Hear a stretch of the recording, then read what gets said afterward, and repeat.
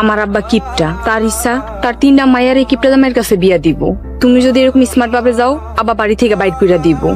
কত আমার কেমন লাগতেছে? পুরা কাজের মহিলার মতো লাগতেছে। তাইলে এবার ঠিক আছে। আমাকে নিশ্চয়ই কাজের ছেলের মতো লাগতেছে। ঠিকই ধরছো, আব্বা কিন্তু তোমার খুব পছন্দ করব। আমি তো 1 মাস ধরে গোসলই করি না। ভাইয়া গোসল করো না কেন? পানিতে তো আর টাকা লাগে না। আরে ব্যাক কলের ঘরে ব্যাক কল। আমি যদি প্রতিদিন গোসল করি তাহলে তো প্রতিদিন মগবালতি ব্যবহার করতে হবে, আর আমি যদি প্রতিদিন মগবালতি ব্যবহার করি তাহলে তো মগবালতির ক্ষয় হয়ে যাবো।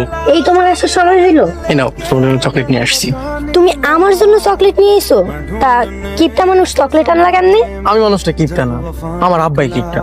আব্বা আমাকে টাকা পয়সা কিছু দেয় না, যার কারণে তোমার আমি ভালো কিছু আইনা দিতে পারি না। আমার নাম বাদশা, আমার মনটাও রাজা বাদশার মতো বিশাল। আজকে চকলেট আনলা টাকা পাইলা কই?